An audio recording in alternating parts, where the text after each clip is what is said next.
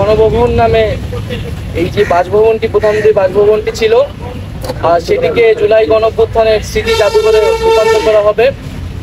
এবং যেহেতু ৩৬শে জুলাই অথবা ৫ই আগস্ট জনগণ এইটি জয় করেছে এবং অনেক রক্তের এবং আত্মত্যাগের ভিতর দিয়ে আমরা কিন্তু এই ৫ই আগস্টের মুহূর্তটি পেয়েছি। ফলে সেটি জনগণের জন্য উন্মুক্ত করে দেওয়া এবং জনগণের বিজয়কে ধারণ করে রাখার উদ্দেশ্যে এই গণভবনকে জাদুঘরে পরিণত করা হবে।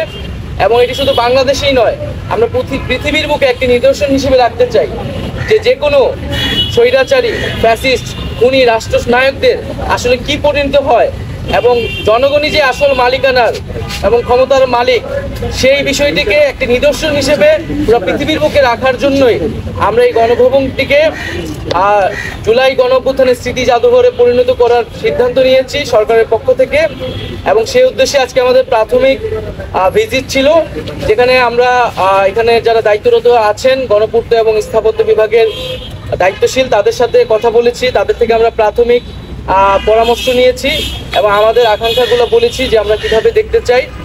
এবং একটি ফর্মাল কমিটি করার জন্য নির্দেশ দেওয়া হয়েছে।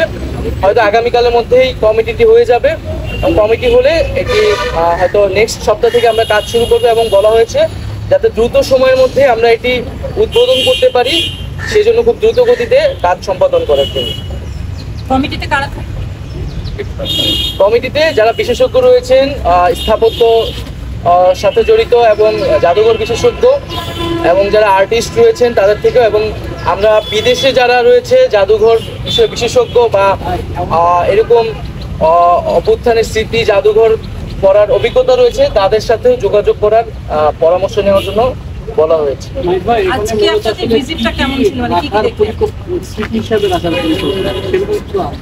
এখানে প্রথমত যে এই যে ৩৬ দিনের যে অভ্যুত্থানটি, সেই অভ্যুত্থানের পুরো সামগ্রিক স্মৃতিটা থাকবে, দিনলিপিতে থাকবে। আমাদের যে শহীদ যারা হয়েছেন এই আন্দোলনে তাদের স্মৃতি থাকবে, তাদের তালিকা থাকবে। এবং এই আন্দোলন ছাড়াও গত ১৬ বছরে আমরা এই অভ্যুত্থানটাকে তো একটা ১৬ বছরের একটা লড়াইয়ের একটা মুহূর্ত আমরা ৫ই আগস্টে পেয়েছিলাম। এই পুরো ১৬ বছরে যে আমাদের যেই নিপীড়ন হয়েছে, যারা গুম হয়েছে তাদের তালিকা থাকবে এবং যাদের বিচার বহির্ভূত হত্যা হয়েছে, এই সকল বিষয়গুলোর একটা রিপ্রেজেন্টেশন থাকবে। এবং যেখানে আমরা সিদ্ধান্ত নিচ্ছি এই যে স্থাপত্যটা এখন ভগ্নাবশেষ অবস্থায় আছে সেটিকে সর্বোচ্চ সেই অবস্থায় রেখেই আমরা এই জাদুঘরটি করা হবে। এবং এখানে কিছু ডিজিটাল রিপ্রেজেন্টেশনও থাকবে। আমরা এই ভগ্নাবশেষগুলো রেখেই আমরা কিছু ডিজিটাল কার্যক্রমের মাধ্যমে জাদুঘরটি থাকবে এবং পুরো ১৬ বছরের আমরা একটা চিত্র সেখানে তুলে ধরার চেষ্টা করি।